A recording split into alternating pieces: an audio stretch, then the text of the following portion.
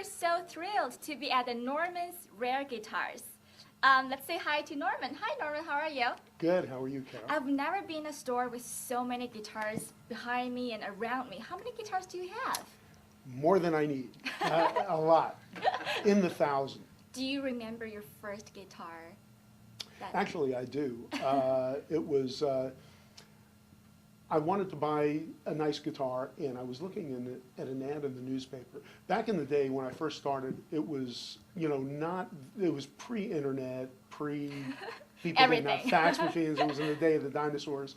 And everything depended really on print ad. So there were magazines and newspapers and, that with classified sections. Mm-hmm. And then you would go into a music store, you go into a pawn shop or a thrift shop, and every once in a while you'd find a guitar. But it was sort of hit and miss. You just had to go to many, many places, and then every once in a while you'd find something.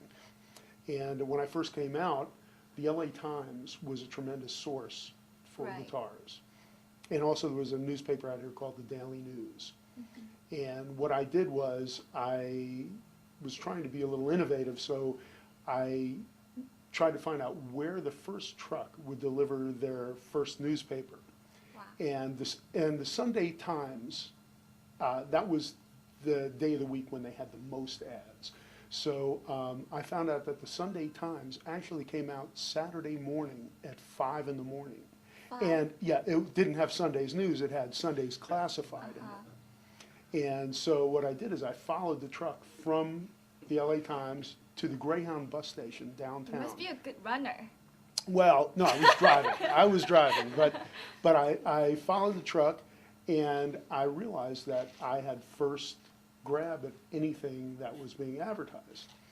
So what I did was I would call people up at 5:30 in the morning, and they weren't too happy about that. But, I would just tell them that, I was going to work today. I'd make up a story. Unfortunately, it was a What story did you make up? Well, I would say, I got to go to work today, but I have the cash and I really want to buy your guitar. So 95% of the time they'd let me come over in the morning and I'd buy the guitars. And then I had like a little outlet, some other stores that I would wholesale them to. And I would run ads in the Times myself to sell the guitars. And one day I had Robbie Robertson from the band saw my ad, and he came over and he bought some guitars from me. Wow. And he bought a few nice things, and he was kind of amazed that I had a lot of guitars in an apartment that I had. And the next week he called me and said, I'd like to bring a friend over, would you mind? And I said, no, bring him on over. And it turned out it was Bob Dylan.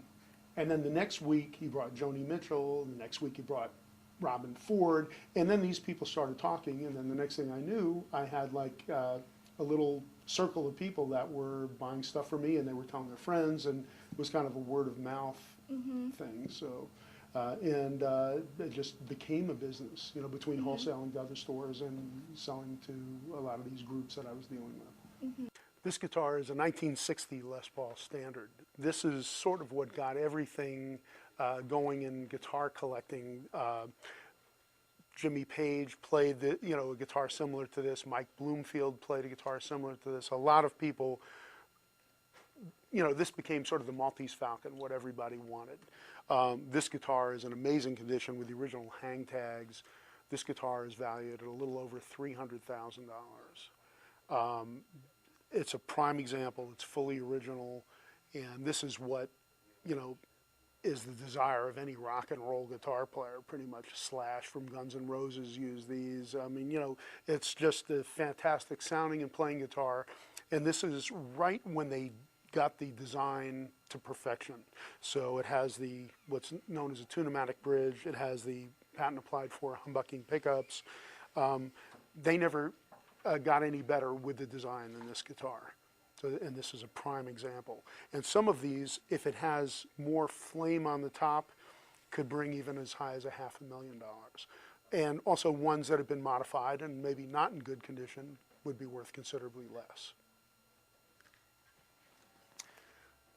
This guitar here is a 1939 00045. This is one of the most valuable Martins. This guitar currently is about $125,000.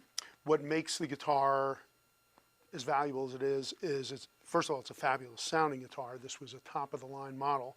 And whenever you see this mother-of-pearl inlay on Martin guitars, if it's factory, that means it's one of the top-end models, one of the highest models. And this guitar is Brazilian rosewood, sides and back, and ebony fingerboard, ebony bridge. This is a very nice example. It's not a mint guitar by any stretch, but it's in very nice shape. Structurally, it's great. It sounds and plays great. And this is anybody who's a big collector of acoustic guitars that likes old Martin guitars, this is one to die for.